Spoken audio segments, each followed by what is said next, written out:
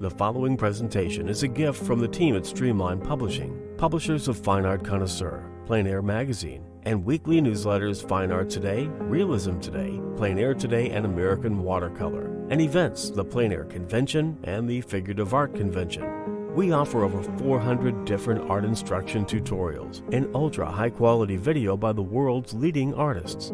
If you like what you see, help us support our artists and our team with your purchase. Each video aired has a special discount code for today only in the comments section with a link to the video offered. And to see everything we do, or if you want to receive notice of new releases, new products, and new events for artists, simply click the other link, which says, "See everything we do." Thank you. Hi, I'm Eric Rhodes, publisher of Fine Art Connoisseur and Plein Air Magazine. Today we have a brand new release for you. It's called The Portrait Sketch. It's with Tim Rees. Enjoy.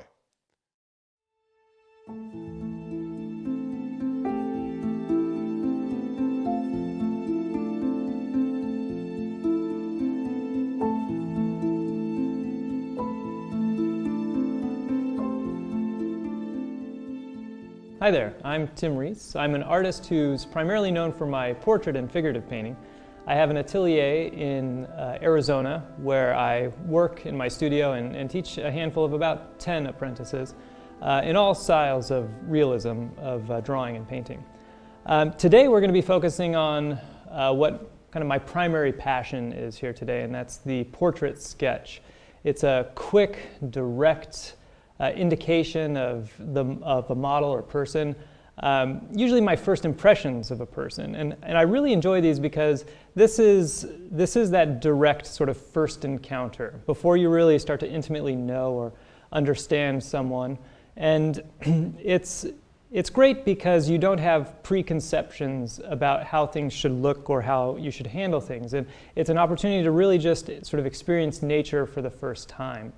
And because of that, the portraits tend to have a little bit more fluidity, a little bit more spontaneity. And I find, for myself at least, that these portraits tend to be the most vibrant and lifelike and like the model, actually, more so than some of the more studied and drawn out portraits.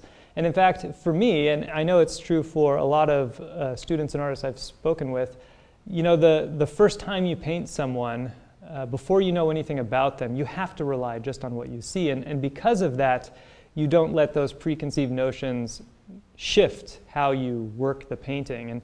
And that's why that likeness becomes so strong. And then as you begin to know somebody and you notice all the little things that make them more unique, like you know, the shape of their nose or how their ears have a particular angle to them, as you start to paint them, you become more engaged in trying to render those tiny little pieces that you think make up that individual. Whereas the portrait sketch here, this first quick impression we do, is going to have such a fresh, honest appearance because, you know, this is the first time I've met my model, Lisa, here, and so I haven't really studied her. I don't really know everything about her and what makes her her. I'm really just going to deal with this nice aesthetic that I see and kind of respond to what I see and really have to trust my sight here. And that's what I found kind of most attractive about painting in the beginning, was that you don't really have to understand something to paint it. You just need to have good foundational skills with understanding drawing and color and paint application. And then beyond that, it's just what you observe you can record. And hopefully we'll do that today with a lot of directness and freshness and spontaneity. So first we're going to pose the model. And I spend a lot of time thinking in the very beginning how I want to do this because, you know, again, I don't really know the model yet. I don't know the angles of the model that make her the most her that she can be. I'm just really relying on the visual aesthetic, what I think will come across nicely in a painting that's very appealing. I'm not really worried yet whether or not someone's going to see this painting and think it's a portrait of her, you know, with this direct kind of sketch. Whereas if this were going to be a formal portrait or a commissioned portrait, it's typically better, and this is something that is historically true as well, they write about it a lot in old books, that it's important that you spend time with your subject and you see them from different angles, you talk to them, you find those little ticks that make them them, and then you create a pose that's suited to them, that makes the viewer see them the most. Whereas here, we're not worried about that. I'm just worried about creating a nice design, a nice appeal, something, a pleasing abstract shape out of this. I may or may not have a background on here. I may or may not include some of the elements that I see up on the stage or on the model. It's just going to be about creating something that's fresh and direct and nice. And so I'll spend a lot of time kind of just pushing things around, adjusting the light, and sort of figuring out where I want things to be. Before I dig into that, though, I'll tone my canvas. And then hopefully by the time I'm done posing the model, the tone will be a little drier. I'll be able to paint directly on it, and we can just jump right into painting the portrait. For the toning today, I'm going to try and keep it a little cleaner. I don't want a heavy dark tone. I want this to be kind of a lighter, more impressionistic sketch as opposed to a more formal classical modeled sketch. And I'm going to use a lot of transparencies in the painting overall. So I'm going to tone this very lightly, so it's a little off the white of the canvas. And not too colorful. I'm going to try and keep my color under control. I might use maybe a little bit of blue and a little bit of maybe red. Maybe a little yellow in here. That's a lot of yellow. Maybe a little less. There we go. I just want a nice kind of sort of grayish, cool grayish toning. That's just going to knock down some of the white of my canvas here. And I might even get a little bit of variety. And this is actually kind of similar to what's behind the model right now, a white wall. But this is a similar toning to what I'll do even if there's colored fabric behind the model or a dark black wall behind the model. I usually like to start these a little cleaner so that I have the option to add color or fabric or texture to the background later on if I desire.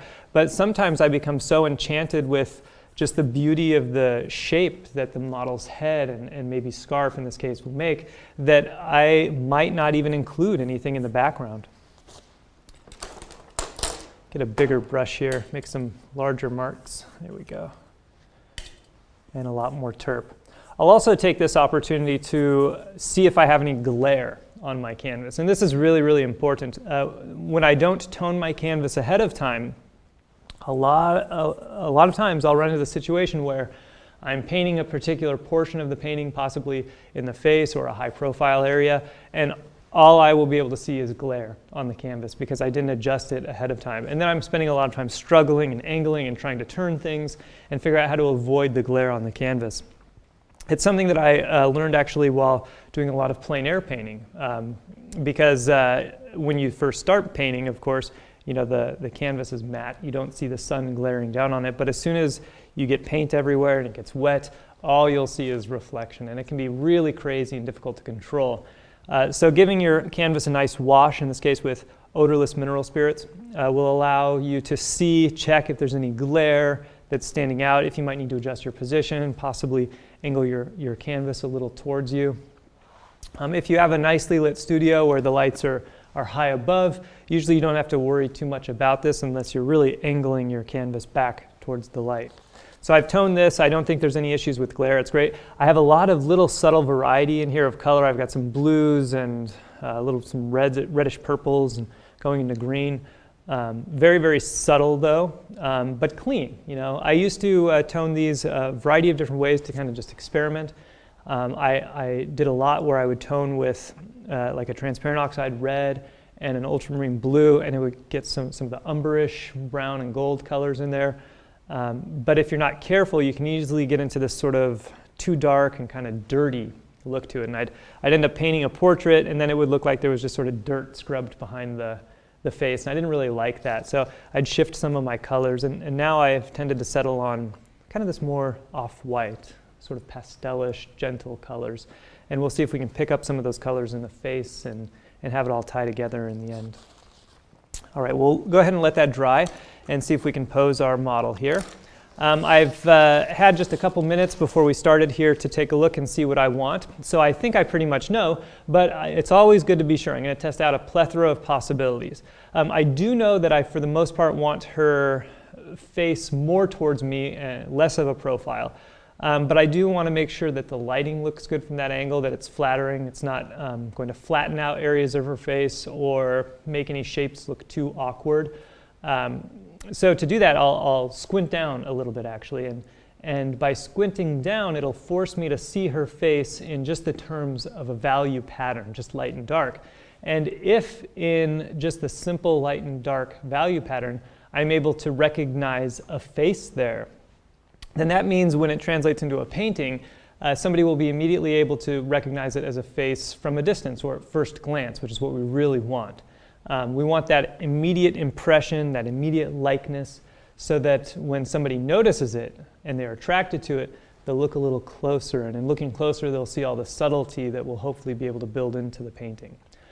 So to check for this pattern, I'll have the model look all the way in one direction and then just slowly turn her head until it's all the way in the other direction, and I'll keep my eyes squinted the whole time to check for the value pattern that I see as she turns her head.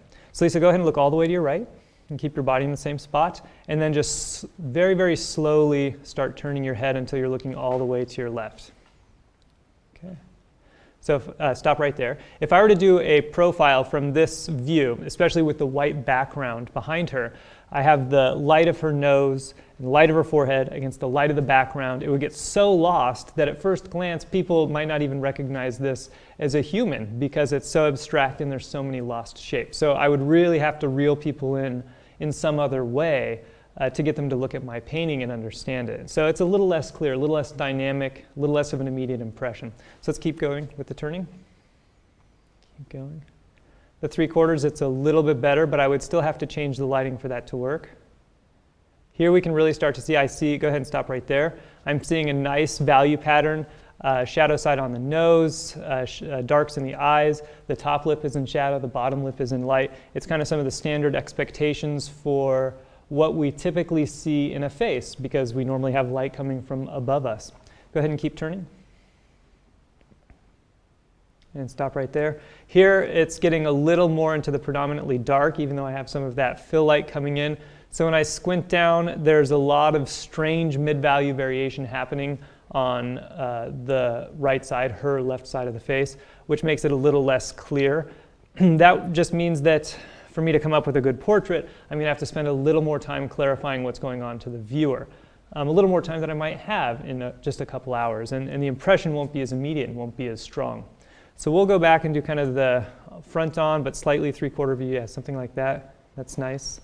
I'm getting just a little bit of shadow on the cheek, which is putting the value a hair darker than the background, which is nice because that helps me to distinguish to the viewer what is background and what is flesh tone. I'm also seeing the light under her eye up on her cheek, and that would fade into the background, except that I have this thin piece of dark hair there separating it. So I've got a nice clear boundary between the background and the model so that at a quick glance I can immediately tell the shape of the head without any ambiguity there.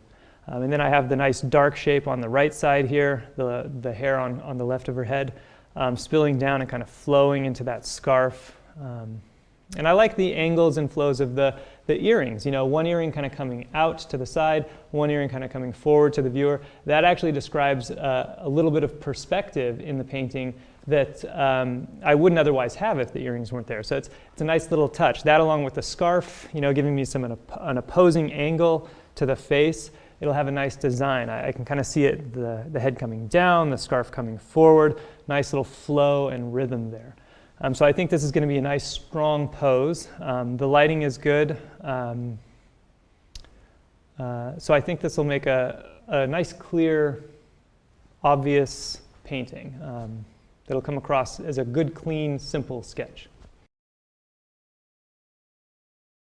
So we'll first start with an underpainting. And there's various ways that I approach an underpainting and to different levels that I do an underpainting. When I first started portrait painting, I did a lot of what's called an open grisaille underpainting. It's a monochrome where you're using transparent paint on the canvas. and you work out your drawing, your shapes and your values for the most part, and figure out essentially where you're going to be putting all your colored paint. And that's a great thing to do if you aren't yet confident in your drawing skills. If you need to focus on getting a likeness more than anything else, often the monochrome underpainting, the open grisaille, is the best way to go because you can put drawing to the forefront of everything, and drawing is where the likeness is going to come.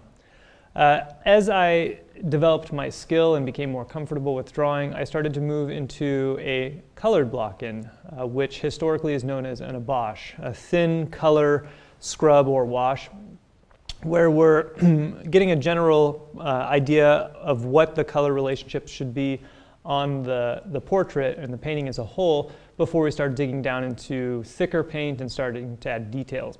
So it'll essentially kind of look like a colored, blurry version of Lisa on the canvas first, painted thinly, and then as we develop more and more out and refine more and more, it'll get more and more into focus until hopefully by the end of it we'll have our sharp edges and she'll look like she's completely there. So that's kind of the idea. And with an abache block-in, there tends to be a higher potential for us to capture more honest color quality. Whereas with the monochrome open grisaille underpainting, things tend to be a little lower in chroma, meaning a little less colorful, a little more neutral, and the color isn't as important as maintaining the drawing. Whereas here we're going to try and start with color and then kind of sculpt that color to create the shapes that she is. The colors that we're going to use here today that I have on my palette, it's a set of colors from Michael Harding that I really enjoy using because of their great range, their potential for making almost every color that I observe. First we've got a titanium white here. Next there's a chrome or a lemon yellow, it's a barium chromate. The lemon yellow is a nice light yellow. This one right next to it is called Yellow Lake. A lake is a transparent color with high tinting strength. It's kind of like alizarin. So this is sort of like an alizarin version of yellow in its strength and in its power. Next is just a standard kind of yellow ochre color. This red here is another lake color that Michael Harding sells. I think it's called Scarlet Lake. And it's, again, another powerful lake, kind of warm, very warm in its quality, kind of like a cadmium. Over next to it, I have a little bit of Venetian red. If I need a lower chroma, kind of rosy red, I'll use that. And I see on Lisa here the opportunity where I could probably use a lot of that Venetian red kind of around the painting. Next, I have a burnt umber, which is going to give me just nice dark rich browns. Then an alizarin crimson, nice dark rosy reds. This bright blue color here I love. It's a phthalo with white that Michael Harding sells. And it's this color, which is a little transparent, is very strong tint power. And when you combine this phthalo with white color with the scarlet red lake and the yellow lake, we have three really strong transparent colors that sort of complete this sort of primary red, yellow, and blue idea. And we can just sort of push those back and forth to create a lot of the colors that we need. And I've done entire paintings where I've used just those three colors, and that's it. And you can hit just about everything you want with them. So I like to keep those on my palette for any contingency. Next to that, I have a darker ultramarine blue, and then an ivory black, which I don't really consider as a black. I consider it a dark, low chroma or not very colorful blue. So that might be useful in some areas where I'm trying to get a color that's sort of dark and doesn't have a lot of punch to it. These last two are kind of just specialty greens that sometimes I have on here. This green is a yellow lake. I'm sorry, a green lake. Again, it's like our yellow and our red and our blue, in that it's transparent and very, very strong. I probably won't need that today. There's nothing that's super colorful green on Lisa, and it could make some kind of strange colors if we used it today. But next to that, I have Terra Vert that Michael Harding sells, which is a transparent kind of low power green, more earthy color. And there is, I think, a lot of potential for me to put that color in these flesh tones here so we can have kind of the golden skin tones of a more traditional kind of painting. So those are the colors that we're going to use. The basic premise that I'll try to use is that I don't want to use black or white to raise or lower my values. I'd rather use a lighter yellow to raise my values, or a lighter red to raise my values, or a lighter blue to raise my values. And if I need to go darker, just use a darker red or darker yellow or darker blue. So that when I'm picking colors, it's not just with the intent of shifting the color of a paint mixture, but it's with the intent of shifting the color and slightly modifying the value to be a little closer to what I need. So it creates a more dynamic set of questions that I have to ask myself each time, not just what is the color or how do I change the color, but do I have the correct value? Does it need to go lighter or darker? Or does it need to go more red or more yellow or more blue? And if I ask myself that many, many times over, then hopefully we should get a portrait that's nicely colored. So we'll go ahead and start. The brushes I'll use are primarily these guys here. They're comber brushes from Rosemary. They're a synthetic brush that has a staggered set of hairs, which allows for sort of more scraggly, visible brushwork here. I'm not going to get too thick with this paint. It's going to be transparent overall. The medium I have is an Alla Prima painting medium, which is very fluid. So it's going to allow me to get really loose with all the paint application here.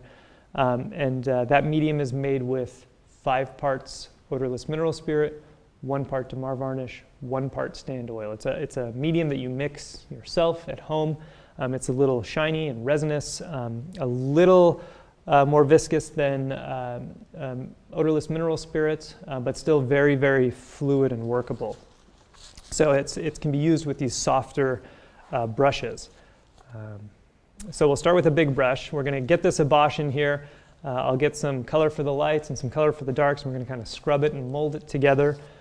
And then we'll take a little break before I jump into actually refining these features here. Okay, that pose is great. So I like the idea. I'm going to just set some markers first for where I want the boundaries to be of the painting, where I want the design and the composition. And that's something that I think a lot about in even quick portraits like this. You know, ultimately I want this to be more than just a likeness. I want this to be something that's aesthetically pleasing. And that's going to require that I think about things like placement in relation to the edges of the canvas. You know, 1 millimeter up, 1 millimeter down, all these things could matter in the grand scheme. And I'm not working with a canvas that I can just cut down as easily. You know, this is a defined parameter of 9 inches by 12 inches. And I need an abstract shape that fits on here and looks good. And so that's sort of a graphic design idea. I just want my design to hold nicely. And I'm working in this method called sight size. So I'm going to paint this the size that I see here, which is not a life-size head. You know, in this case, the head's only going to be, you know, maybe 5 inches tall. But that allows me to take a direct measurement from her and copy it onto the canvas and allow me to move a little bit quicker with my measurements. So in this case, I can easily see my heights and widths of everything and decide if I like the placement and this abstract shape that's being created, because that ultimately becomes the whole point of this painting.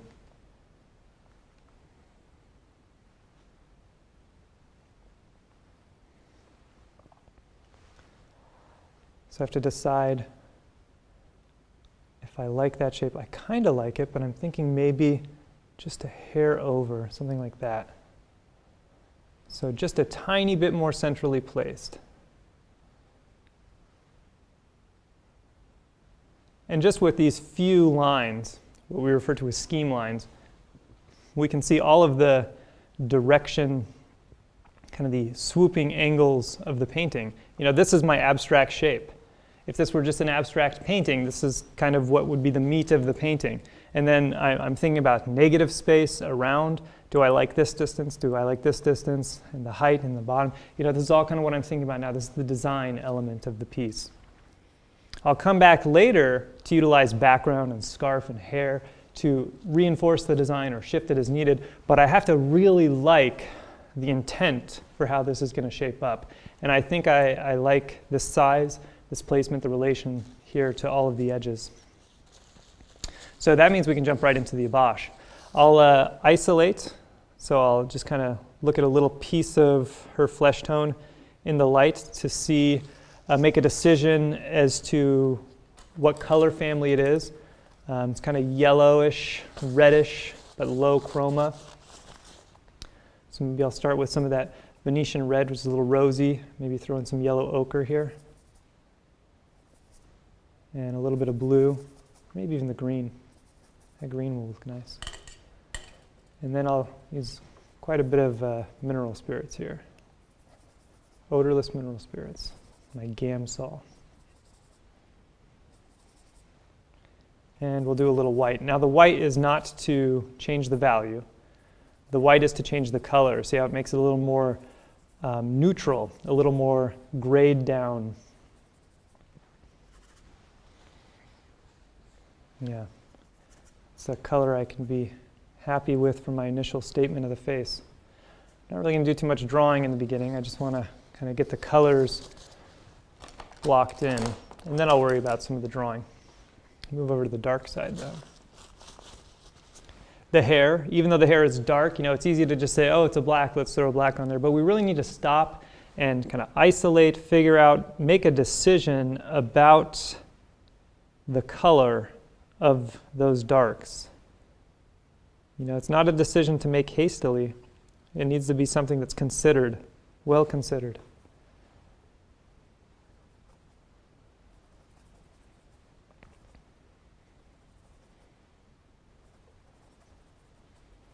Seeing kind of a dark, almost a reddish blue, which is kind of like a purple, but it's sort of low chroma. So it's my transparent oxide red and my blue in there. Give me a nice base. Yeah, that's good. And maybe a little green as it goes into the face. Maybe a little blue. I'll let my eyes go out of focus here so that I'm almost like I'm looking at a magic eye sort of just past her and let her become a little more blurry. And then that can help me kind of see just the color quality that she is here. It's a little heavy. There we go.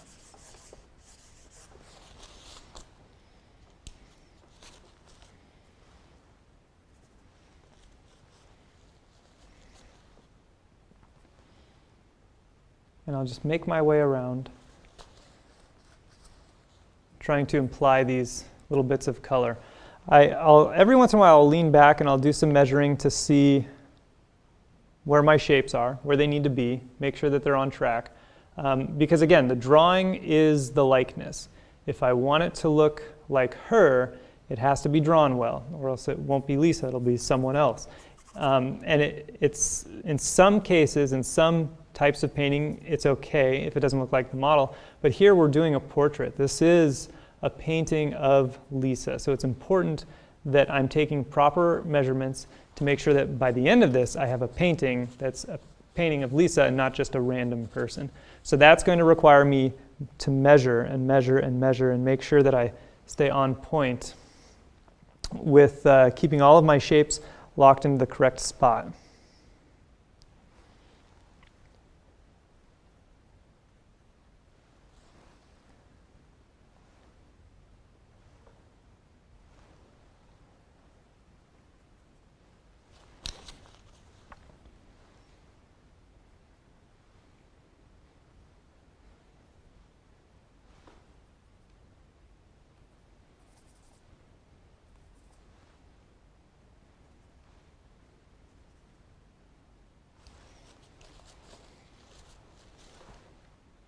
I will want to try and make sure that nothing gets too thick on here in the beginning. You know, in some situations, I'll want to paint a head thicker and more solidly. Like if I'm trying to get some dimensionality out of it, a more sculptural type of painting. But in something like this, I want it to really be transparent and loose, and I want to have a lot of visible brushwork happening in here.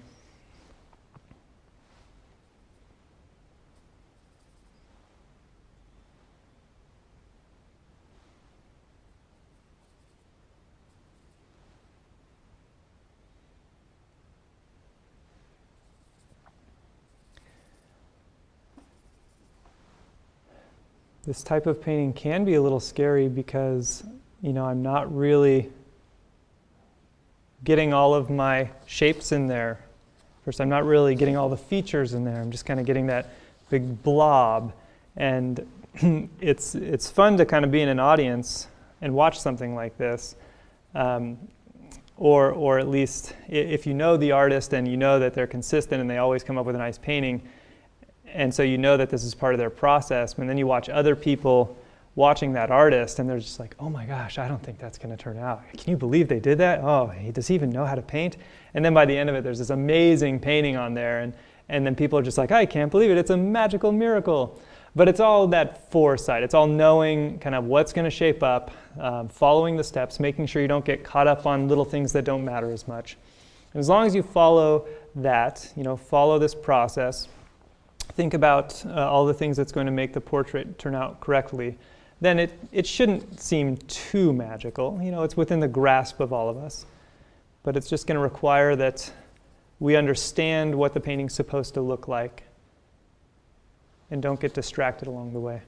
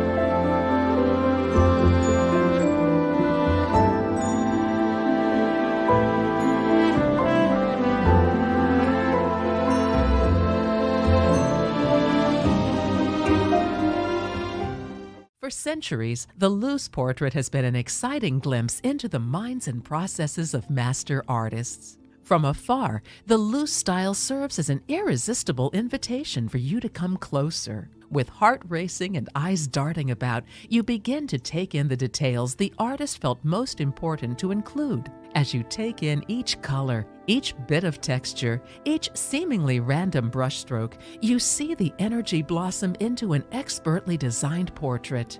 In The Portrait Sketch, Tim Rees will take you to this place, a place where you'll create strong alla prima artwork that's a bit abstract yet displays precision. So as I start to move into the stage of my career where I'm not just necessarily making pretty images, but I'm trying to convey things to people, oil paint becomes an ideal medium because there's so many different ways it can be used to create those messages. Starting with The Portrait Sketch, Tim's primary passion, he leads you into a new project with no preconceptions and shares how to experience the subject for the first time, critical so your paintings are more fluid and spontaneous. I paint loose portraits because of the direct connection to nature, I think, and the sense of immediacy and beauty that you get out of it. There's something liberating and fun and spontaneous where you get to combine elements of realism and abstraction in ways that tend to get lost over longer portraits. From there, Tim demonstrates everything he does to create his award-winning portraits, from setting up the canvas and positioning the model through every phase of the painting, including capturing small details such as earrings, to the final brushstroke and declaring the painting a success. You'll experience tremendous growth as Tim teaches you how to paint loosely and quickly, creating a bold impression while maintaining quality and style. All throughout the video, Tim offers helpful tips and insights. He shares his own challenges and how he overcame them so you can steadily learn and progress. Tim's method of breaking down the project into sections will help you practice, improve, and ultimately bring each piece together. Available on DVD and instant video. Study with Tim Rees in the portrait sketch, and you'll be creating striking works of art which showcase your creativity and confidence, backed by accuracy and directness. Well, that was the portrait sketch with Timothy Rees, and you can learn more about the entire video at lilyartvideo.com. And remember, there's a special discount for you in the comments section. Now let's get right to our interview with Timothy Rees.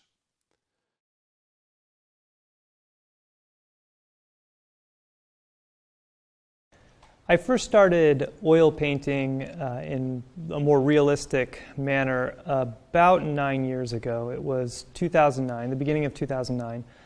Before then, I did some abstract paintings and some acrylic paintings. I drew on and off, just kind of dabbled every couple of months perhaps, but nothing serious. But it was early 2009. That's when I first started to lay into oil painting and actually try to make some progress in learning how to actually paint. My inspiration to paint has shifted dramatically over the years. And for me, that's actually been one of the bigger struggles, I think, as an artist, is the motivation to continue doing it and always sort of this question of why. When I first started painting, it was easy. It was because I wanted to hang paintings on my wall that I had no means of being able to buy because they were just too expensive. And so I figured rather than working my whole life to try to afford some of these paintings I wanted, I could just learn to paint, and then I would have as many paintings as I wanted to hang on the wall. So that was a good motivation for me for quite a number of years, probably 5 or 6 years.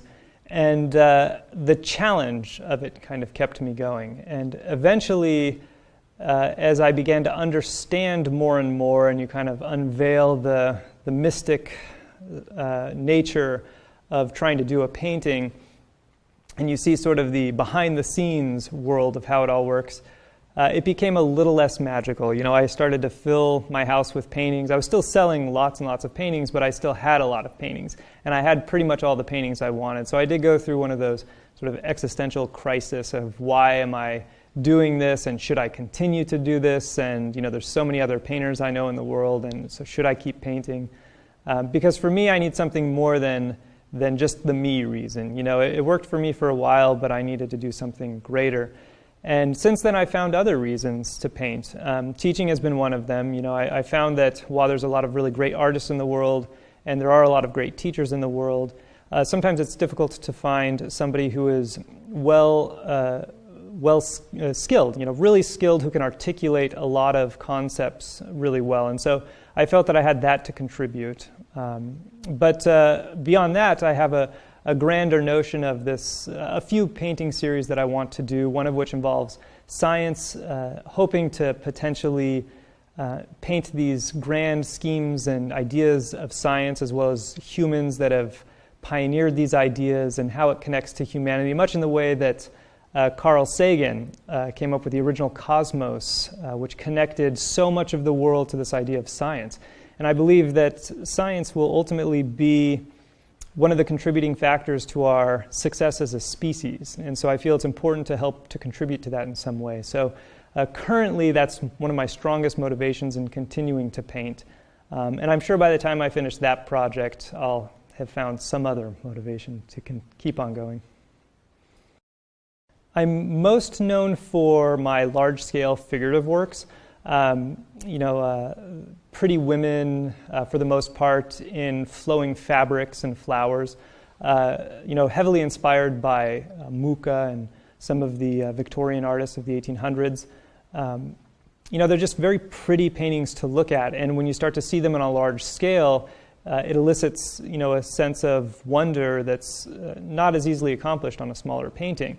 And I think that's originally what gave me a decent amount of notoriety, was when I started to do these large paintings with splashy, flowy fabrics and wild flowers floating everywhere.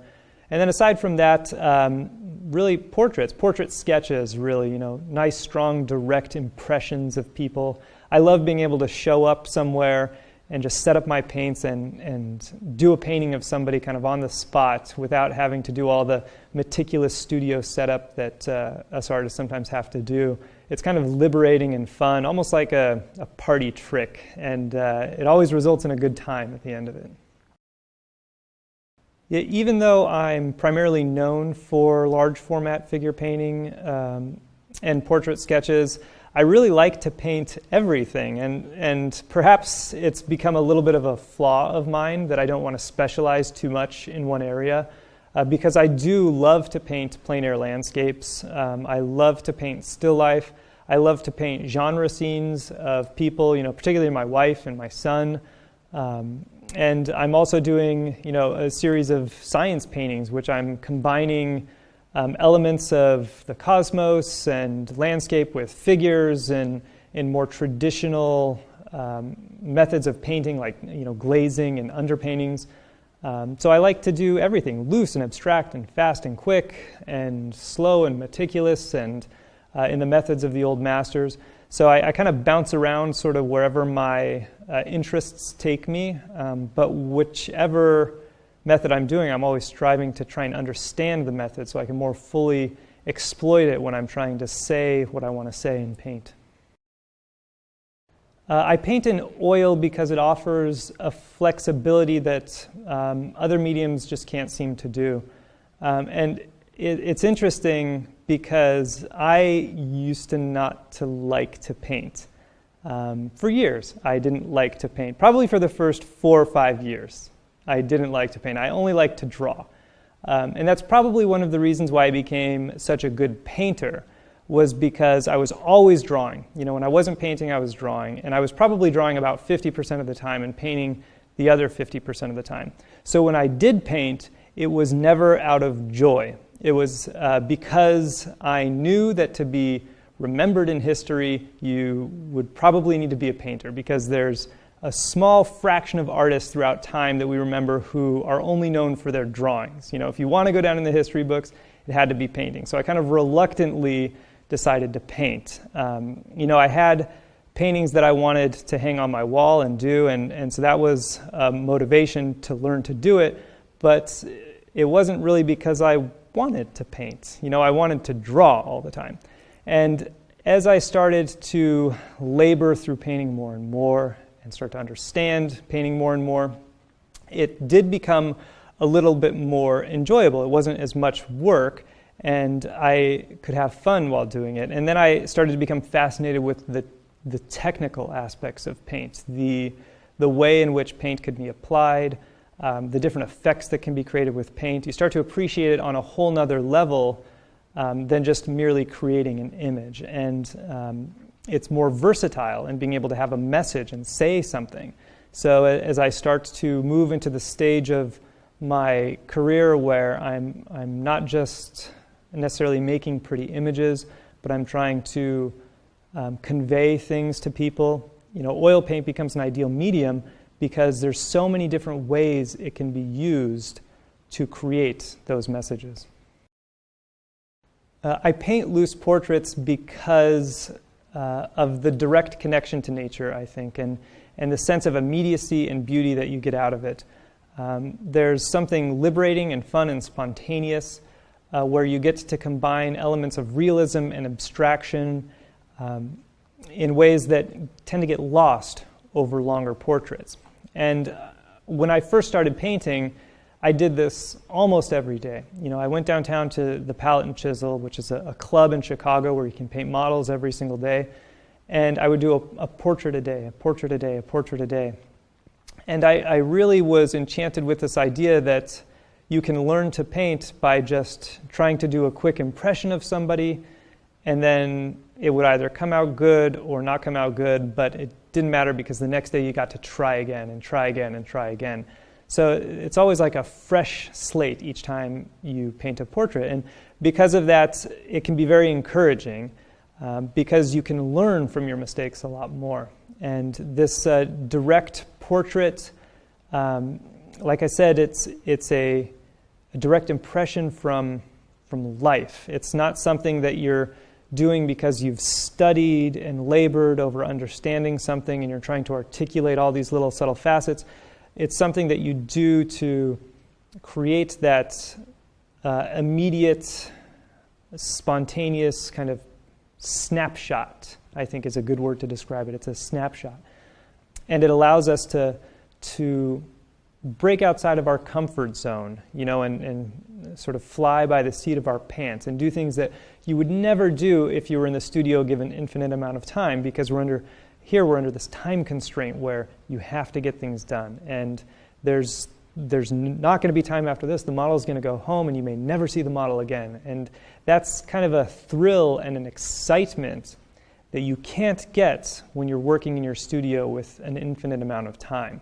It's almost like a sport. This is your one shot to do it. This is where you can get the heart pounding and go, because this is the only shot you might get. I originally started painting life-size figures because I wanted to get ready for this project of science paintings that I'm wanting to do, that I've begun to work on. And before then, I had never really painted anything large scale. I'd done one painting of a female back that was large format when I first came back from France. I'd been painting for a couple years.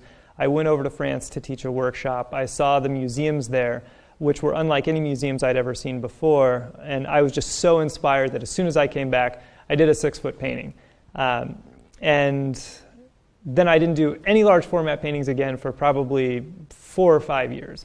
But when I started to get ready for this project that I want to do, these massive paintings where figures are life-size or larger than life-size, I knew that to fully develop the concept and to make it worthy of the places I want to show these paintings and sort of worthy of the idea that it is, I needed to hone my skills. I needed to understand the mechanics more fully, understand how to translate a small idea to a big idea, how to paint large format heads, and make sure that the gesture is not lost and that the idea is not lost. So it gave me a chance to experiment with all the stages of painting, coming up with concepts all the way to execution, while really observing something pleasant and beautiful that I would want to hang on my wall. So I was enchanted by all these older paintings, and I used them as sort of a inspiration to practice this idea of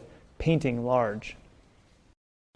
If I had to give students one piece of advice in their effort to learn how to paint, I think it would be to study masters.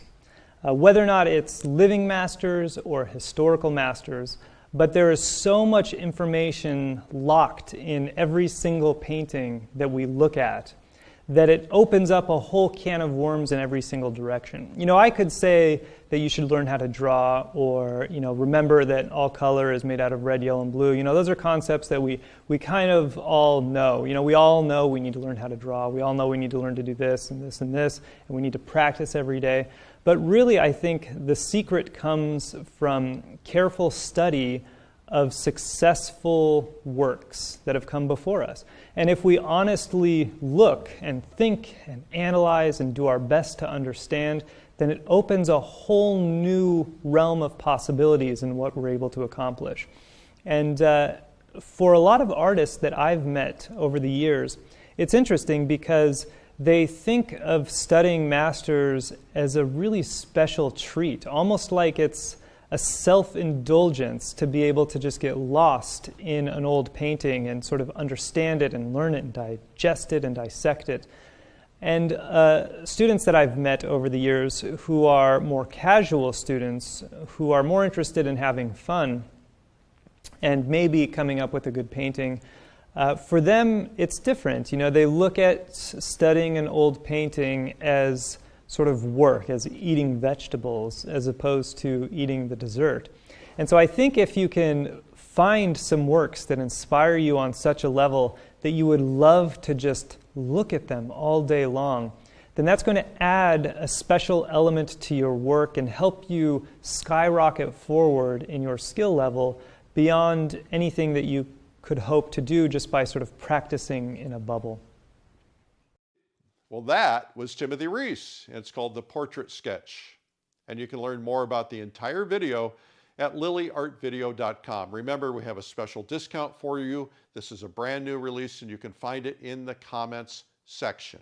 Make sure you take advantage of that. I'm Eric Rhodes. Thank you for watching.